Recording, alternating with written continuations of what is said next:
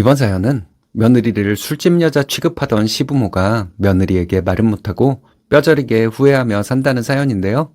무슨 일이 있었던 걸까요? 함께 보시겠습니다. 사연 시작 전에 좋아요, 구독 부탁드리겠습니다. 채널에 큰 힘이 됩니다. 안녕하세요. 40대 중반 미모의 카페 여주인입니다. 그전에는 남들에게 싫은 소리 못하는 성격이었는데 이제는 할 말 못하고 집에 오는 경우가 거의 없는 사람이 되었네요. 이게 다 시부모님 덕분이 아닌가 합니다. 특히 시어머니 덕분이죠. 할 말은 할 줄 아는 것이 카페 운영에도 도움이 많이 되는 것 같아요. 예전에는 저보다 나이가 많은 사람을 보면 예의를 갖춰서 대했습니다. 우리는 모두 어렸을 때 그렇게 배웠잖아요. 그런데 시부모님을 겪으면서 저보다 한참 나이가 많은 사람이어도 어른답지 못하면 예의를 갖춰서 대하지 않게 되었습니다. 저는 남편과 지인의 소개로 만나 결혼까지 하게 되었습니다. 저는 그때 아는 사람의 카페에서 일하고 있었어요. 사무직으로 일을 하다가 좀 안 맞는 것 같아서 퇴사하고 카페 알바를 시작했습니다. 3년 정도 카페에서 알바로 일하다가 사장님이 카페를 하나 더 차리게 되어서 저는 그 카페의 점장이 되었어요. 어린 나이에 초고속 승진이었죠. 저는 점장으로 열심히 일했습니다. 저보다 훨씬 나이 많은 알바생들도 있었는데 제가 나이가 어리다고 무시하는 경우도 많았어요. 공급업체 사장님들도 나이가 저보다 한참 많았는데 그분들 중에서도 제가 나이가 어려서 저를 좀 우습게 생각하는 경우가 있었습니다. 저는 나름 잘 이겨냈어요. 남편을 만나서 연애를 하던 중에 저는 제 카페를 차리게 되었습니다. 제가 그때까지 모아놓았던 돈에 부모님의 지원금을 합쳐서 대출 없이 카페를 차리게 되었어요. 그때는 지금처럼 카페가 많지 않던 때였기 때문에 장사가 잘 되었습니다. 부모님이 지원해 주셨던 돈을 2년도 안 되어 은행 이자까지 쳐서 전부 갚을 수 있었어요. 저는 점장일 때도 그랬지만 사장이 되어서도 매장에서 핸드폰을 만지지 않았습니다. 제가 핸드폰을 만지는 것을 보게 되면 알바생들도 핸드폰을 만지기 때문이었죠. 남편과 연애를 할 때부터 저는 남편에게 제가 연락이 안 되는 시간을 알려주었습니다. 그런데 결혼 전부터 시어머니는 저에게 시도 때도 없이 전화를 하셨어요. 시어머니도 제가 연락이 안 되는 시간을 알고 계셨는데 제가 전화를 안 받으면 짜증을 내시더라고요. 성질 급한 어른이라서 그런가 보다 하고 이해했습니다. 결혼 후에 시어머니는 며느리인 저에게 참 불평불만이 많으셨습니다. 연락이 왜 안 되냐부터 시작해서 제대로 하는 것이 하나 없다는 말씀까지 하셨어요. 제가 자영업을 하다 보니 시간을 자유롭게 쓸 수는 있어요. 그렇다고 해서 시어머니 시키는 대로 저를 오라가라 하시는 건 좀 아니잖아요. 저희 신혼 때 시어머니는 시간 관계없이 저에게 전화해서 시댁으로 오라고 하셨습니다. 사소한 심부름까지 저에게 시키셨죠. 처음에 몇 번은 시어머니가 하라는 대로 해드렸는데 이러다가는 끝이 없을 것 같더라고요. 그래서 저는 남편에게 말했고 남편은 시어머니에게 말씀드려서 시어머니가 저를 마음대로 부르는 일은 없었습니다. 그 후로 시어머니는 명분을 참 좋아하셨어요. 저를 오라고 할 때마다 어떤 명분을 내세웠는데 그게 일하고 있는 저를 오라고 할 만한 명분은 아니었습니다. 시어머니는 이런 이유로 시어머니가 며느리에게 오라고 했으면 일하다 말고 뛰어와야지. 이런 식으로 말씀하셨지만 상식적으로 이해가 안 가는 경우가 참 많았죠. 몇 년 후부터는 시어머니가 오라고 해도 안 가기 시작했습니다. 시어머니는 제가 오라 해도 가지 않으니 다른 것으로 트집을 잡으시더군요. 며느리가 안부 전화를 자주 안 한다. 음식도 할 줄 아는 게 없다. 여자가 집에서 남편을 챙길 줄을 모른다. 남편을 떠받들 줄을 모른다. 이런 걸로 시어머니는 은근히 저에게 스트레스를 주셨습니다. 남편은 제가 카페를 운영하면서 얼마를 버는지 시댁 식구들에게 말하지 말자고 하더라고요.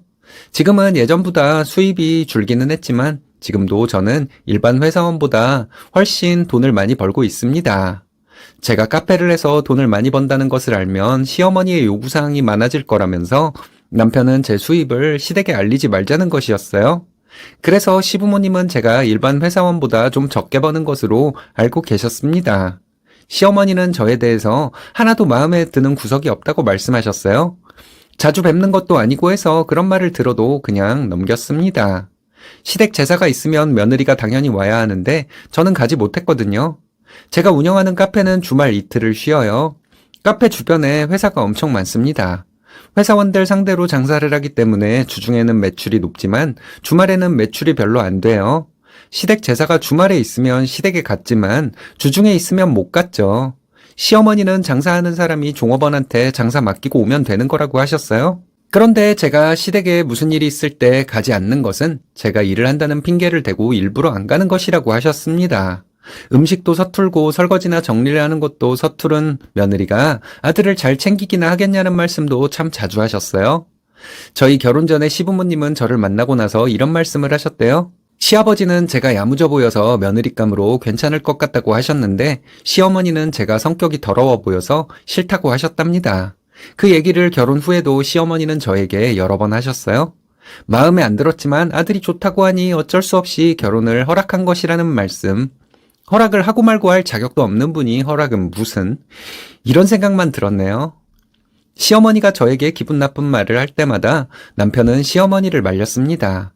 아들이 뭐라 하면 시어머니는 못 들은 채를 하고 계시다가 잠시 후에 또 못된 소리 시작하셨죠. 시어머니의 기분 나쁜 말이 점점 심해지더니 3년 전쯤에 시어머니는 저를 술집 접대부 취급을 하셨어요.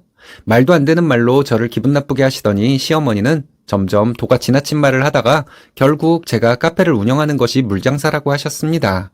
물장사를 하는 여자는 손님들에게 웃음을 팔아야 장사를 할 수 있다고 하시더군요. 그날 시어머니는 뭐가 그렇게 심사가 뒤틀렸는지 아직도 모르겠어요.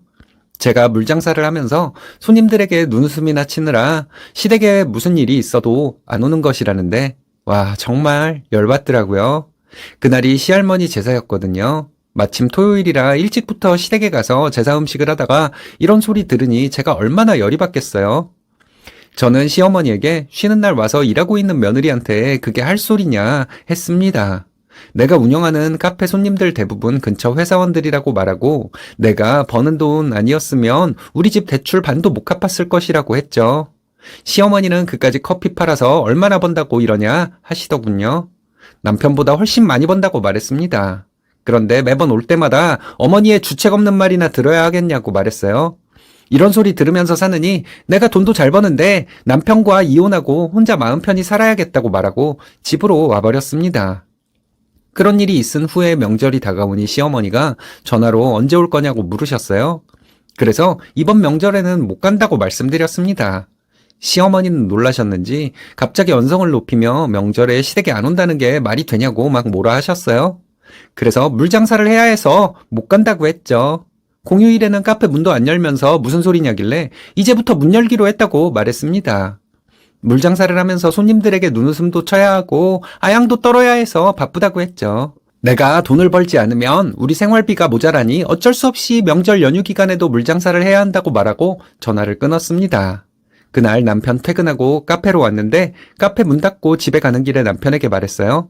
이번 명절 때는 시댁에 안 가겠다고요. 시어머니가 나를 술집 접대부 취급을 해서 시댁에 못 가겠다고 했더니 남편은 한숨을 쉬면서 알겠다고 했습니다. 그리고 진짜로 명절에 시댁 안 가고 친정으로 갔어요. 저희 엄마에게 무슨 일이 있었는지 다 말씀드렸고 저희 엄마는 화는 나는데 화는 내지 못하는 것 같았습니다. 그리고 그 후로 시댁에 매달 보내던 돈을 안 보냈어요. 저희는 매달 30만 원씩 시어머니 계좌로 돈을 보냈거든요. 명절 지나고 시댁에 갔을 때 시어머니가 돈이 안 들어왔다고 하시는데 제 눈치를 좀 살피는 듯한 말투였습니다. 그래서 제가 그랬죠. 어머니는 며느리가 물장사해서 번 더러운 돈 받기 싫을 것 같아서 안 보냈어요. 앞으로 안 보낼 거예요. 시어머니는 당황스러운 표정이었습니다. 그리고 3년 동안 저는 시댁에 제사, 명절, 친척들 결혼식 모두 참석하지 않았어요. 시어머니에게 물장사를 하느라 시간이 없다고 말하고 안 갔죠.